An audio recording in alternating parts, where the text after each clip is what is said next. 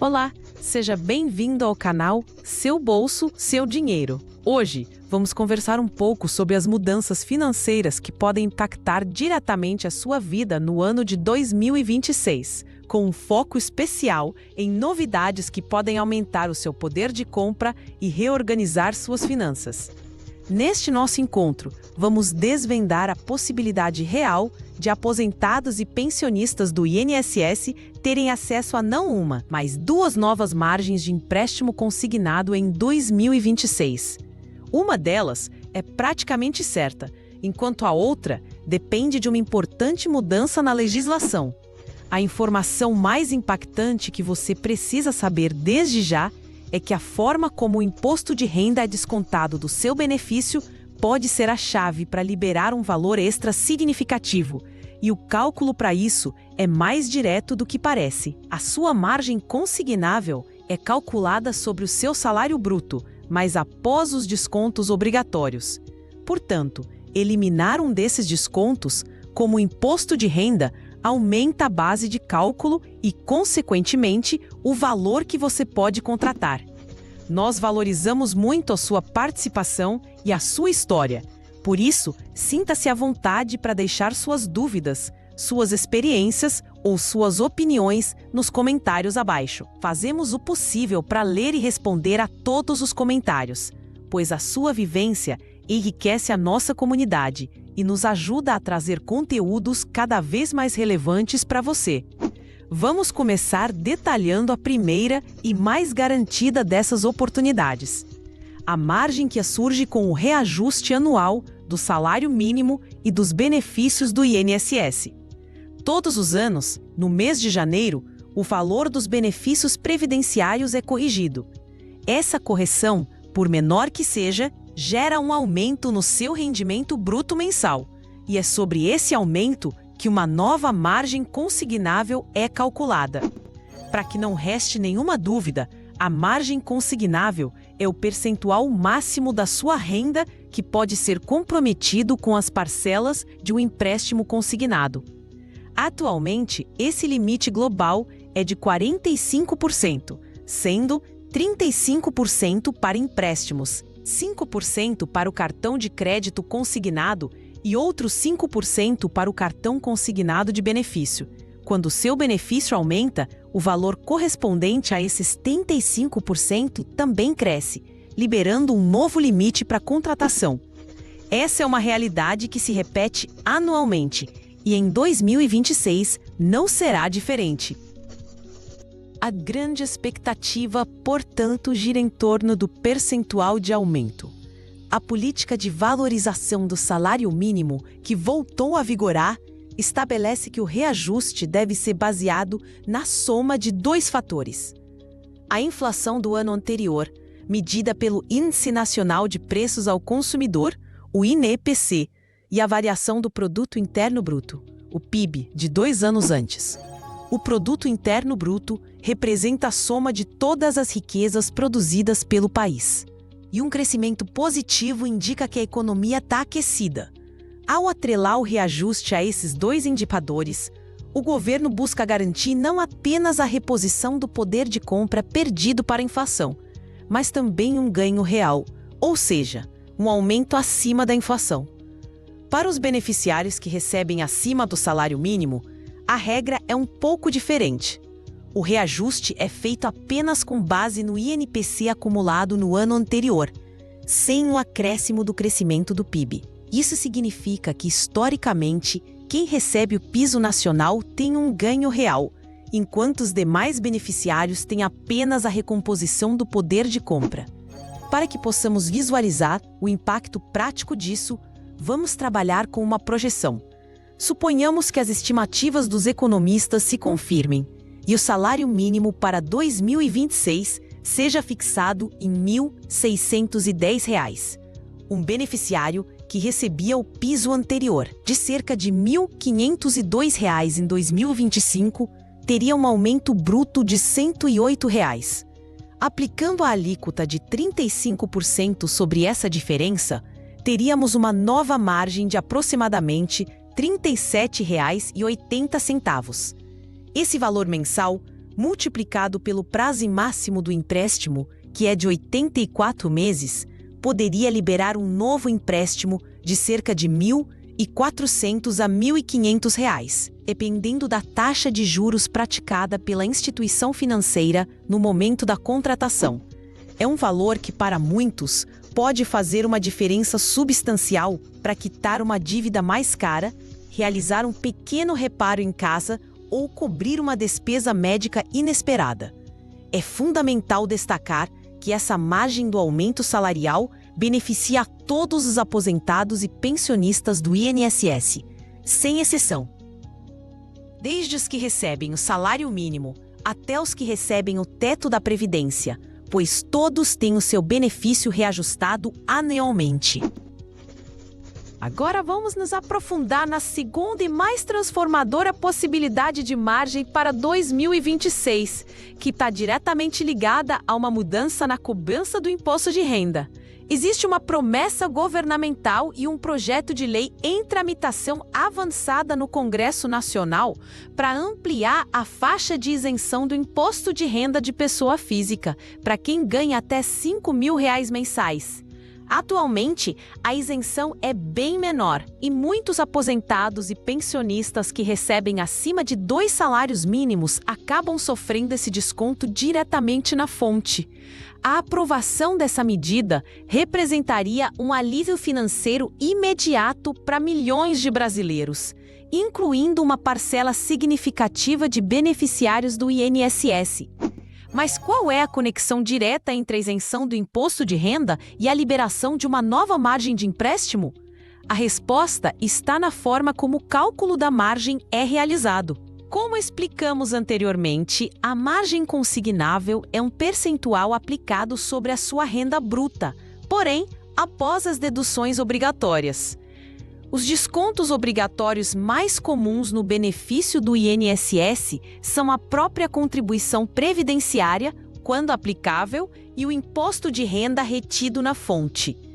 O valor líquido do seu benefício, aquele que efetivamente cai na sua conta bancária, é o resultado do valor bruto menos esses descontos.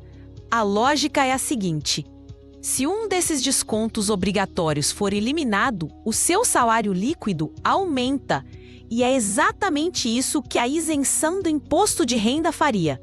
Ao deixar de pagar o imposto, o valor que sobra no seu bolso todo mês é maior. E um salário líquido maior resulta em uma base de cálculo maior para a margem consignável. Vamos a um exemplo prático para ilustrar essa situação de forma clara. Imagine um aposentado que recebe um benefício bruto de R$ 4.000 por mês. Com as regras atuais, sobre esse valor incide um desconto de imposto de renda. Utilizando a tabela progressiva, o desconto mensal seria de aproximadamente R$ 180. Portanto, o salário líquido dele seria menor por conta desse desconto. Agora, vamos imaginar o cenário em que a nova lei de isenção para quem ganha até R$ 5.000 é aprovada e entra em vigor em 2026. O benefício bruto do nosso aposentado continua sendo R$ 4.000, mas o desconto de R$ 180 do imposto de renda simplesmente deixa de existir. Isso significa que, de um mês para o outro, o salário líquido dele aumenta em R$ 180. Esse aumento direto no rendimento líquido expande a sua capacidade de endividamento. Os bancos e financeiras, ao recalcularem a margem, verão que agora existe um espaço maior no orçamento desse aposentado. Aplicando o percentual de 35% sobre esse valor que deixou de ser descontado, uma nova margem de aproximadamente R$ 63 seria criada. Pode não parecer muito à primeira vista, mas R$ 63 por mês, em um contrato de 84 parcelas, pode liberar um novo empréstimo de mais de R$ 2.300. É crucial entender, no entanto, que essa segunda margem não será para todos.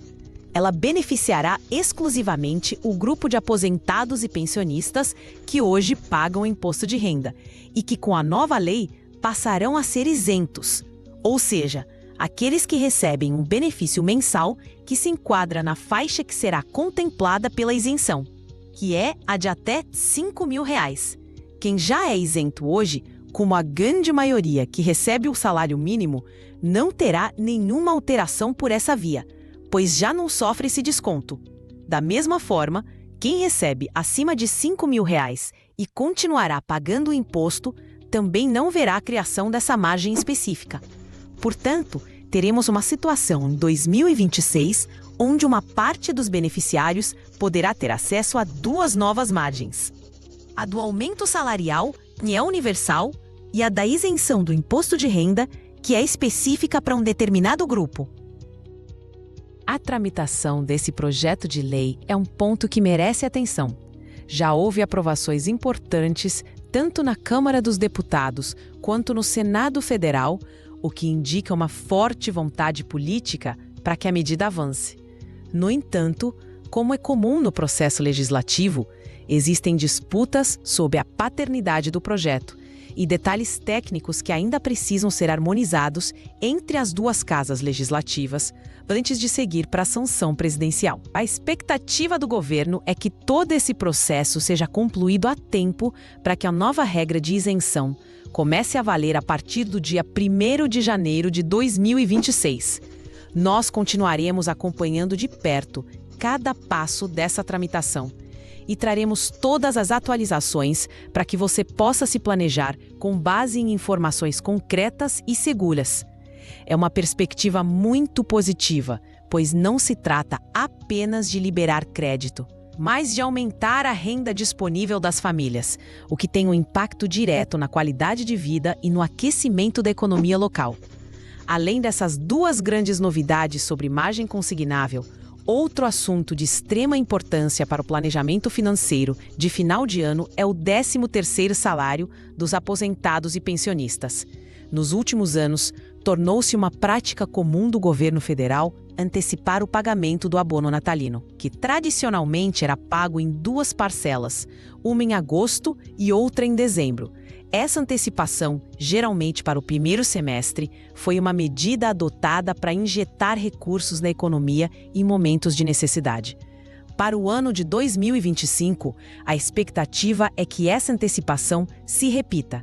As parcelas, que correspondem a 50% do valor do benefício em cada uma, costumam ser pagas nos calendários de abril e maio, por exemplo.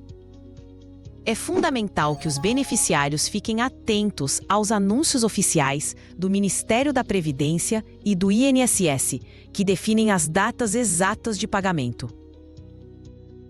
O 13º salário é um direito garantido a todos os aposentados, pensionistas e beneficiários de auxílios, como o auxílio por incapacidade temporária e o auxílio acidente.